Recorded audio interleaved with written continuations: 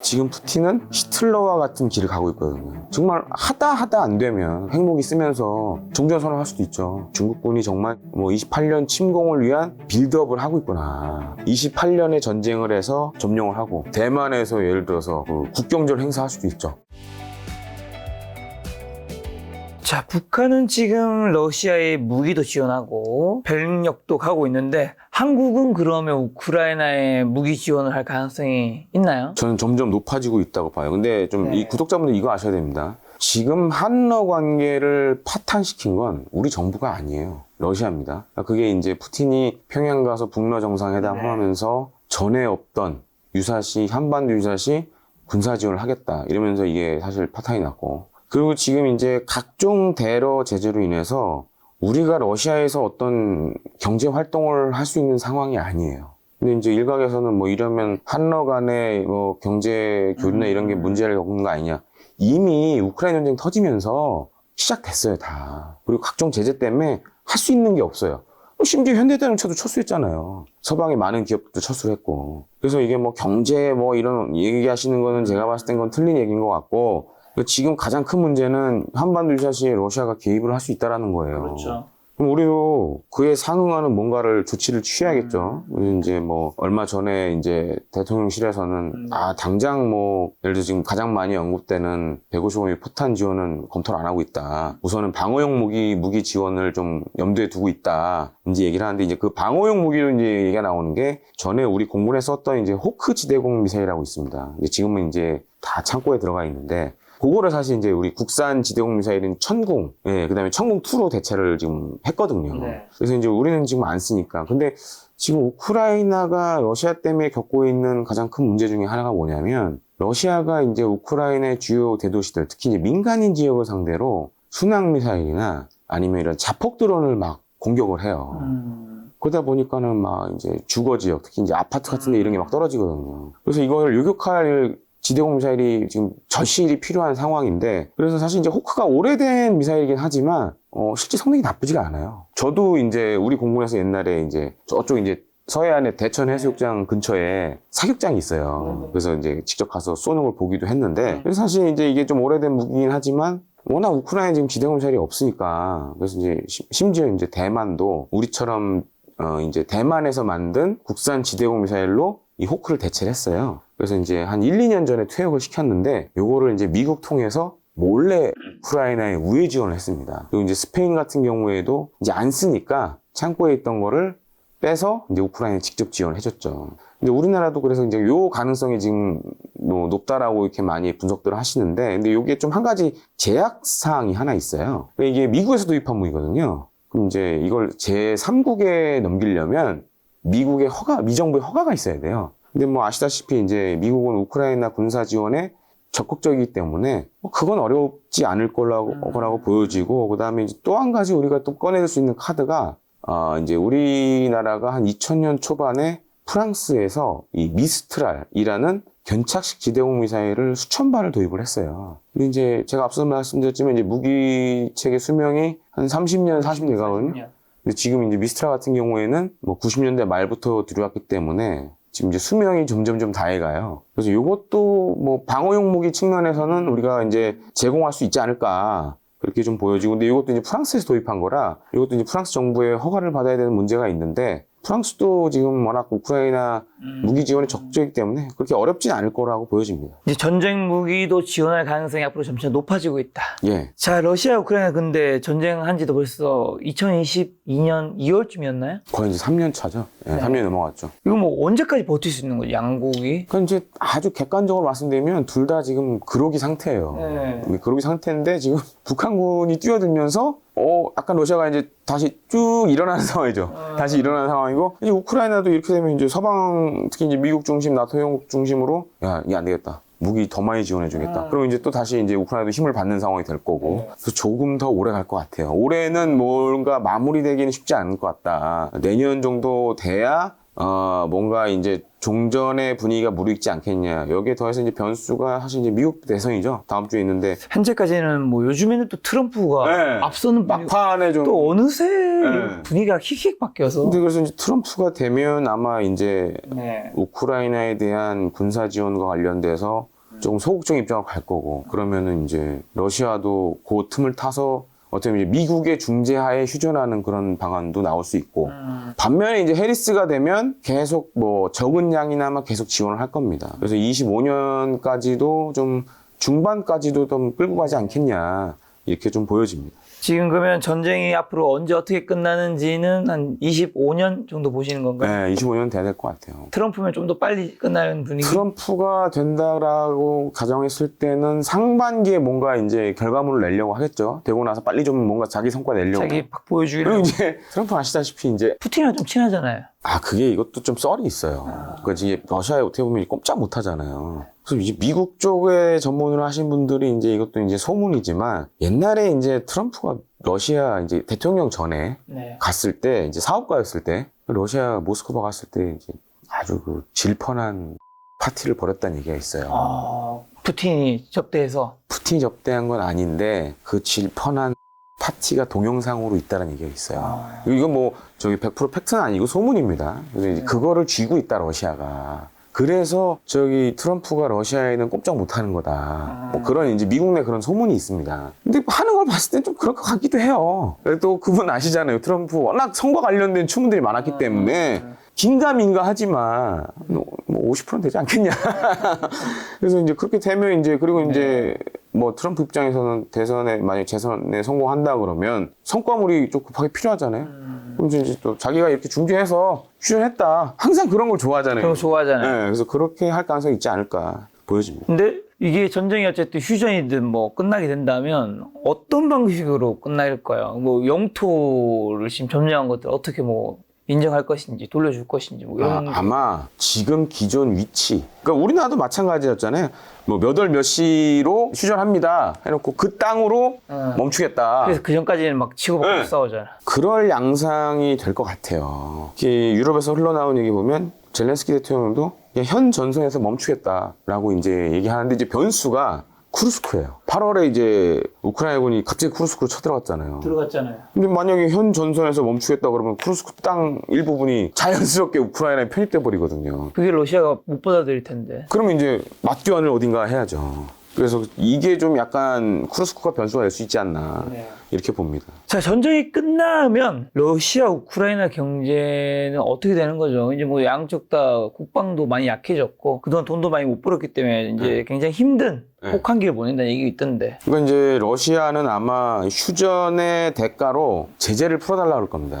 각종 제재들 지금 얽혀 있는 거. 전쟁을 일으킨 국가에 대한 제재. 네, 그런 제재에서 풀어주는 조건이 아니면 종전에 합의를 안 하려고 거예요. 하겠죠. 네, 그러면 러시아는 이제 까먹은 경제 다시 회복하고 군대도 다시 회복을 하는, 그 앞서 말씀드렸던, 처음에 말씀드렸던 다음 전쟁을 위한 준비를 할 수 있겠죠. 뭐 이제 그동안 정말 이제 중국, 인도에 싸게 팔았던 그런 것들을, 에너지 이런 자원들을 이제 제값받고 팔 수 있는 환경이 될 거고, 우크라이나 같은 경우에도 종전의 조건으로 그걸 걸 겁니다. 경제 지원해달라. 지금도 사실 무기 지원 외에 현금 지원을 많이 하고 있거든요. 이제 이런 것들. 그래서 우크라이나, 이제 그렇게 되면 이제 우크라이나도 경제 재건이 굉장히 큰 이슈가 될 거고, 그러면 이제 재건 사업이 활발하게 이루어질 겁니다. 그래서 사실 우리도 이거 관심을 가져야 되는 게, 그렇죠. 우리 뭐 건설업체라든가 이런 게 이제 뛰어들 수도 있고 하니까, 아마 우크라이나 경제는 전쟁이 종전이 되면 아마 이제 뭐 서방 세계나 이런 데서 이제 막대한 자금 수혈이 시작될 거고, 그리고 이제 뭐 나토 회원국의 미국 입장에서도 우크라이나 경제를 살려놔야, 그래야 또 혹시 모를 또 침공에 대비할 수가 있거든요. 그렇죠. 그런 측면에서 아마 종전하게 되면 몇 년간은 굉장히 경제적으로 좀 이제 다시 가파른 상승세를 이제 올라가지 않을까, 이렇게 좀 생각이 됩니다. 러시아가 핵무기 쏠 가능성은 이제 뭐 거의 없는 건가요? 모르죠. 만약에 지금 이제 북한군이 대규모 투입이 되는데 이게 정말 약발이 없다, 효과가 없다 그러면 이거 꺼내들 수 있죠. 전술핵무기, 이제 보통 이제 전술핵무기라는 표현은 이제 냉전 시대 때 쓰던 단어인데, 비전략 핵무기를 러시아도 지금 상당수 갖고 있기 때문에 정말 하다 안 되면 마지막 카드로 핵무기 쓰면서 종전 선언할 수도 있죠. 근데 이제 지금 근데 잘 보시면 근데 러시아가 뭐 미국하고 맞먹을 만큼 핵무기를 많이 갖고 있는데 지금 안 썼잖아요. 네. 이 딜레마가 좀 있어요. 만약에 러시아가 핵을 쓰면 전 세계의 적이 되는 거잖아요. 전 세계 적이 될 뿐만 아니라 지금은 이제 나토 회원국 가운데 핵무기를 갖고 있는 나라가 영국, 프랑스 정도예요. 그럼 이제 나토 회원국들이 들고 일어나겠죠. 다 가지려고 하겠죠. 네. 그럼 이제 미국도 이제 복잡해지는 거고. 그러면 이제 미국은 지금은 이제 비전략 핵무기가 굉장히 제한된 양만 갖고 있고 종류도 한정돼 있는데 이걸 다시 확 늘리는 거죠. 그래서 이제 동맹국한테 딱 배치시키는 아니면 이제 트럼프 집권하게 되면 그럴 가능성이 굉장히 농후하고 트럼프 대통령은 아시다시피 이제 돈에 민감한 형이잖아요. 네. 부자긴 한데 본인이 부자인데 항상 돈 거려서 사실 이제 나토 회원국들한테도 지금 국방비 GDP 대비 한 2% 이상씩 써라 굉장히 강조 많이 한 형인데 그리고 이제 공화당이 집권하면 아마 이제 꺼낼 수 있는 카드가 비전략 핵무기, 그러니까 전술 핵무기 재배치 관련된 거 그리고 이제 새로운 비전략 핵무기의 개발 이런 카드를 꺼낼 가능성이 높아요. 대신에 이제 해외에 나가 있는 병력들은 줄이고 이런 걸로 이제 대체하는. 왜냐면 핵무기는 한 번 만들어 놓으면 유지비가 싸요. 한 두세 명이면 다 할 수 있는 거니까 그런 방식으로 미국의 국방비를 아끼면서 네. 아마 새로운 핵무기 경쟁 시대를 열지 않을까. 그래서 사실 러시아가 우크라이나에 대해서 핵무기를 못 쓴 이유가 그거예요. 다시 미국이 서유럽에 동유럽에 막 핵무기 재배치하면 예를 들어서 모스크바는 중단거리 미사일에 그냥 몇 분 안에 날아가는데 러시아가 워싱턴 날리려면 ICBM이나 SLBM 써야 되거든요. 한 30분 걸리거든요. 먼저 만약에 중단거리 미사일로 기습 공격해버리면 그냥 뭐 러시아는 망하는 거니까. 그래서 사실 우크라이나에 그래서 핵을 못 쓰는 이유 중에 하나인데 이게 만약에 러시아가 핵을 쓰면 이제 이런 세상으로 바뀌는 거죠. 그러니까 우리가 완전히 그 냉전 시대 마냥 핵무기 경쟁 시대로 다시 돌아갈 수밖에 없어요. 그래서 이제 어떻게 보면 최악의 시나리오죠, 이거는. 네. 자, 그럼 푸틴은 이번 전쟁에서 얻은 성공과 실패는 뭔가요? 성공은 사실 없죠, 지금. 예를 들어서 이제 잘못 시작한 건가요? 그 러시아군이 지금 우크라이나 전선에서 헤매고 있는 것도 이게 가장 커요. 모든 전투를 크레물린이 다 직접 관여를 해요. 전선의 장군들에게 맡기는 게 아니라. 그러다 보니까는 말도 안 되는 작전을 지금 벌이고 있거든요. 네. 근데 이제 과거 2차 세계대전 때 스탈린, 네. 뭐 유명하죠. 소련의 그 장기 독재했던 독재자 중에 한 명인데 히틀러와 스탈린이 2차 세계대전 때 했던 걸 보면 이런 좀 차이가 있습니다. 그러니까 스탈린은 초반에 자기 고집대로 했다가 대차게 말아먹고 나서는 이제 밑에 장군들의 말을 듣기 시작해요. 그래서 장군들의 말대로 전쟁을 수행해서 어떻게 보면 승리를 했는데 지금 푸틴은 그렇지가 못하다는 거죠. 오히려 히틀러와 같은 길을 가고 있거든요. 자충수를 계속 두고 있거든요. 그런 측면에서 야 이거는 너무 이 푸틴 대통령 입장에서는 우크라이나 전쟁 뼈아픈 실책이 아니냐 이렇게 보고 있습니다. 근데 27년, 28년쯤 되면 러시아가 또 전쟁을 할 수도 있다고요. 그럴 가능성이 있나요? 이거를 얻은 게 뭐 이번 전쟁이 크지 않을 수도 있고 플러스로 또 다시 경제라든가 이제 이런 걸 안정화시키는데 시간이 꽤 걸릴 텐데. 푸틴은 장기 집권을 바라잖아요. 근데 이 전쟁의 결과가 안 좋잖아요. 근데 어떻게든 이제 이 프로파간다를 통해서 자국 내에서는 이걸 되게 미화해서 포장을 하려고 할 겁니다. 네. 근데 그러면 장기 집권하려면 만약 여론이 안 좋으면 네. 한 번 더 할 수도 있는 거죠. 전쟁으로 위기감을 고조시키고 이걸 또 동력으로 해서 장기 집권하면 한 번 더 장기 집권의 일종의 이제 수단으로 또 한 번 할 수 있지 않겠냐.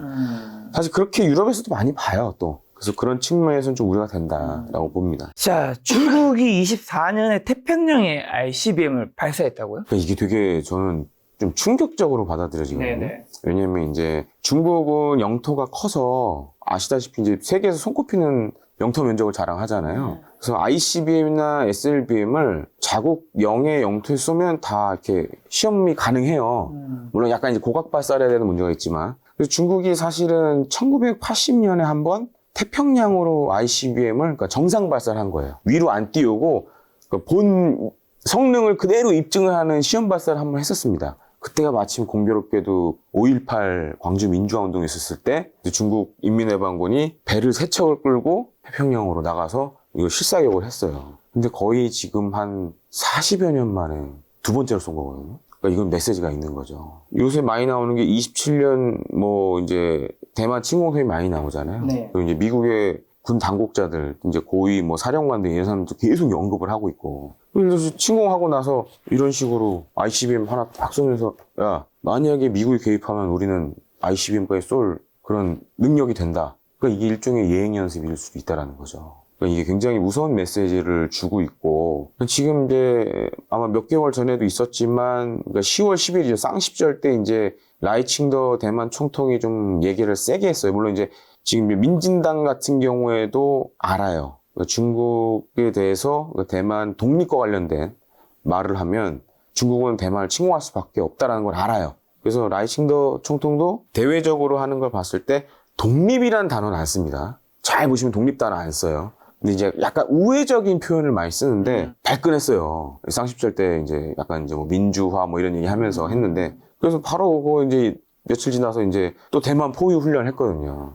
그래서 이제 연합 리엔허 리젠이라는 2024B라는 훈련을 했는데, 최근에 중국군이 이제 대만을 상대로 훈련하는 걸 보면 좀 이런 특징이 있습니다. 이제 그 전에는 보면 전쟁 개시일 D-Day 때 하는 훈련들 많이 했어요. 네. 지금은 D-Day 전에 D-Day 때 하는 것들을 많이 해요. 이런 침공을 하기 전에 전장 환경 조성을 하는 걸 많이 합니다. 이번에도 보면 많은 이제 우리 치면 이제 해양경찰, 네. 해경선을 동원해서 대만 본섬과 주변 그 부속도서를 에워싸는 훈련을 많이, 포위하는 훈련을 많이 했고, 뭐 여러 전력들이 이제 에워싸는 훈련들을 많이 했는데, 이게 ICBM 쏜 거랑 이런 거랑 다 연관해보면, 이 중국군이 정말 27년도, 뭐 28년 침공을 위한 빌드업을 하고 있구나. 그런 게 많이 좀 보여지죠. 27년. 근데 이게 많이 이제 27년 언급하는 이유를 제가 설명드리자면, 중국 인민해방군이 이제 만들어진 게 1927년이에요. 그럼 2027년이면 100주년이죠. 실제로 중국 인민해방군이 100주년에 맞춰서 이러한 군사적 능력을 갖겠다. 이미 이제 목표는 다 설정해놨어요. 제가 봤을 때 27년은 아닌 것 같고 28년에 할 가능성이 굉장히 높죠. 그러니까 27년에 모든 군사적 대비 태세를 완성을 하고 28년에 침공을 하고, 그리고 이제 중화인민공화국이 1949년에 만들어졌거든요. 그러면 2029년이 되면 80주년이잖아요. 중국에서 8이라는 숫자는 굉장한 의미를 갖고 있습니다. 그쵸. 부자, 뭐, 행복. 네, 딱 맞아떨어지죠. 28년에 전쟁을 해서 결과가 어찌됐든 그게 1년 정도 갈 수 있잖아요.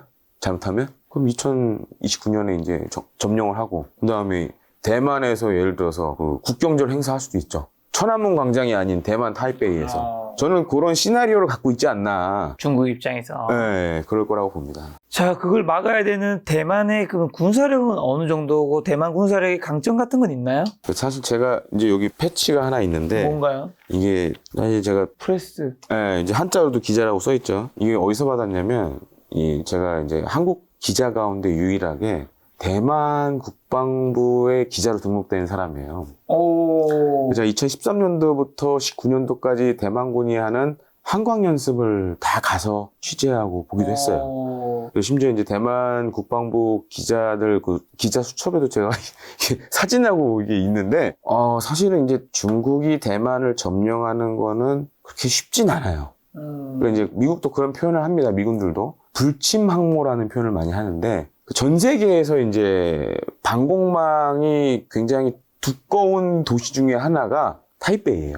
정말 뭐 어쩌면 우리 서울보다도 더 제가 봤을 때는 굉장히 센 방공망을 갖고 있는데, 그리고 이제 대만군이 매년 하는 한광연습도 가서 보면, 이제 우리 군은 보통 보면 이제 북한과의 지상전에 대비한 훈련을 굉장히 많이 합니다. 그래서 그렇죠. 저는 이제 일본의 자위대, 우리 군, 그다음에 대만군 비교했을 때 우리 군이 정말 지상전은 동북아에서 제일 잘한다라고 생각을 하는데, 그럼 대만군은 뭘 잘하냐? 상륙하는 적을 막는 거. 그럼 중국이 대만 침공하려면 상륙해야 되잖아요. 그거는 우리 군보다 훨씬 잘해요. 또 한 가지로는 중국 인민해방군은 그 공수군이 있습니다. 공수부대가 있어요. 공군에. 네. 근데 얘네들은 우리나라는 이제 뭐 특전사하고는 좀 성격이 달라요. 그러니까 일반 보병인데 낙하산을 타고 내려오는, 수송기를 타고 내려오는 그런 병력들인데, 장갑차도 갖고 있고, 뭐 자체적으로 헬기도 있고 그래요. 근데 얘네들이 하는 게 뭐냐면 공항이나 공군기지 접수하는 게 주 임무예요. 대만군도 잘 알거든요. 그러니까 이거 막는 거는 제가 봤을 때 우리 군보다 훨씬 잘해요. 그러니까 이 두 가지는 거의 제가 봤을 때 동북아에서 저희 최강급 아니냐.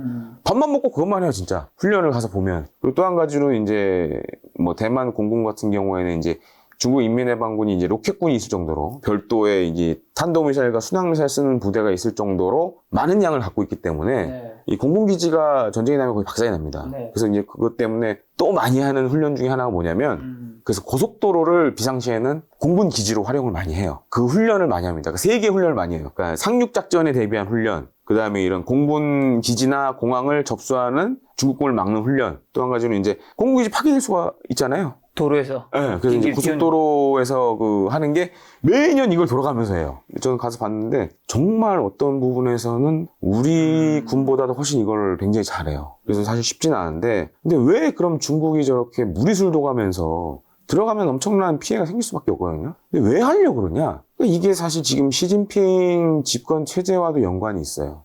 지금 경제가 너무 안 좋잖아요, 중국이. 저도 8월에 중국 가보고 깜짝 놀랐는데, 저도 한 중국에서 5년 살았고, 심지어 저는 와이프가 중국 사람이에요. 아. 네. 근데 지금 우리 와이프도 그래요. 자기 친구들 요즘 돈을 안 쓴다. 돈 안 쓰고 어떻게든 아껴서 살려고 그런다. 그러니까 지금 경제에 대한 그 희망의 심리가 무너졌어요. 그러면 이 시진핑 좀 장기 집권하자는 입장에서 경제는 이미 끝났고, 민심도 점점 위로하고 있고, 코로나 때 이 봉쇄 정책 하면서 민심도 많이 잃었고, 성과를 남길 게 몇 개 없어요, 지금. 그러면 이제 꺼낼 수 있는 카드가 대만 침공해서 그동안 못다한 통일의 꿈을 이루어야겠다. 그것 수밖에 없죠. 차근차근 지금 그 빌드업을 하고 있어요.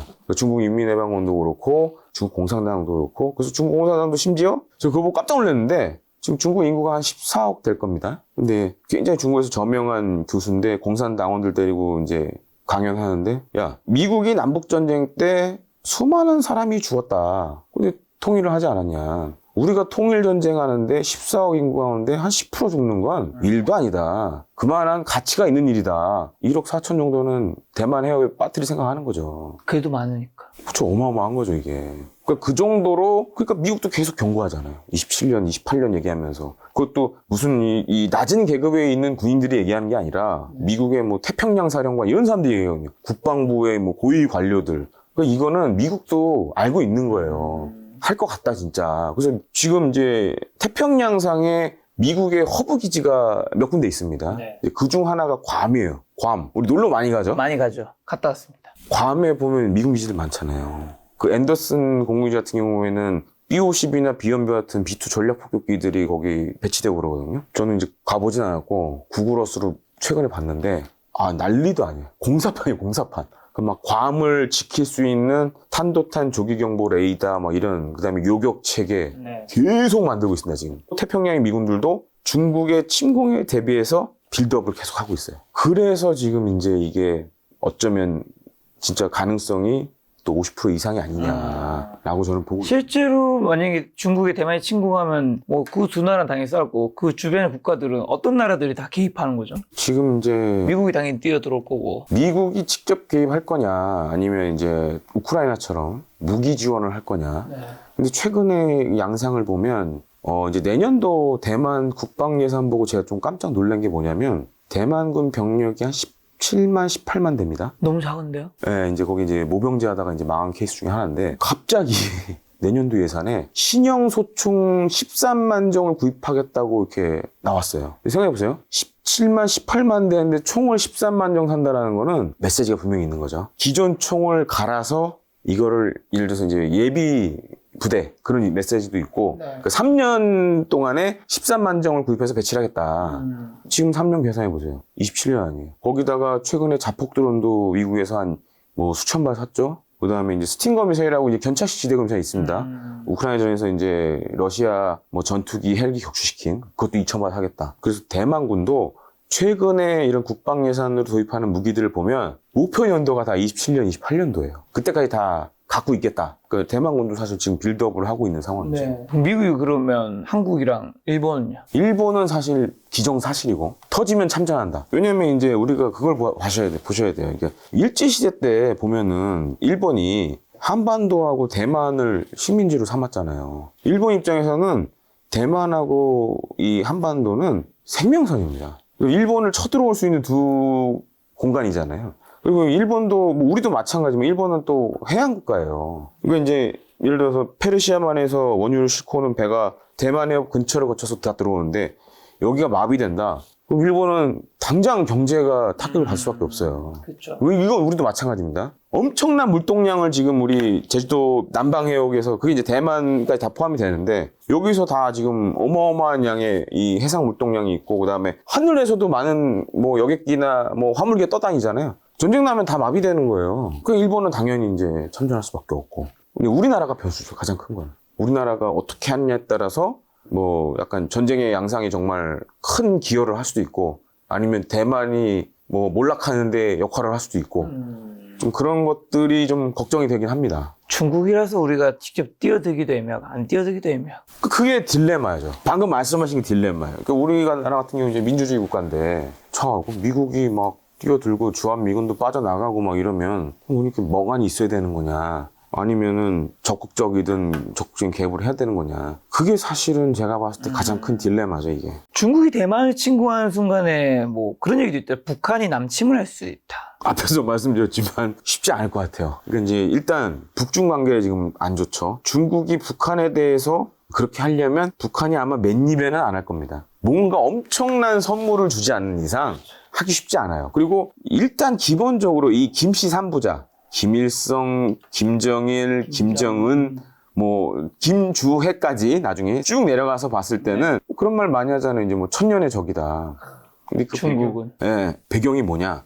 그 김일성 입장에서는 자기가 이제 항일 운동할 때 공산당 애들한테 좀 모함을 당한 게 있어요. 일제 앞잡이라고. 이것도 이제 썰 중에 하나인데. 그렇고 이제 김정일이는 남북대화 때 그런 얘기 한번 했거든요. 아니, 미국은 한국에 대해서 정말 무한정의 지원을 해주는데, 이 중국은 우리가 죽지 않을 만큼밖에 지원 안 해준다.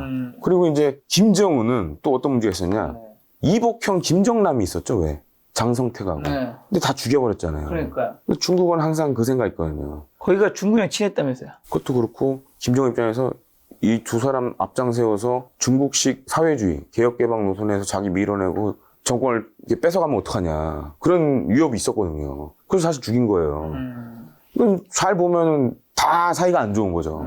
근데 이제 특히 이제 김씨 부자들 입장에서는 중국이 언제든지 내 뒤를 노릴 수 있다. 그건 옛날에 이제 6.25 전쟁 때 중공군이 많이 참전했잖아요. 네. 근데 그때 김일성이가 전쟁 끝나니까 쟤네 어떻게 하면 빨리 내보낼까 그 고민했던 거 아니에요. 그 정도로 북한 입장에서는 중국이 부담스러워요. 근데 그러니까 사실 러시아하고 지금 손을 잡는 거예요. 저는 이제 북한이 러시아와 손을 잡은 이유 중에 하나가 물론 이제 돈 문제, 기술 문제도 있지만 이 중국 견제 성격도 있다고 보여지고 더 나가서는 지금 이제 김정은 건강이 안 좋으니까 김주혜의 뒤를 좀 봐달라. 왜냐면 김일성도 사실 자기가 이렇게 된 게 아니잖아요. 그 뒤에 소련이 있었잖아요. 약간 그런 그림을 그리는 게 아니냐. 뭐 이런 좀 제 개인적인 생각을 좀 말씀을 드립니다. 그런 그림으로 러시아와 네.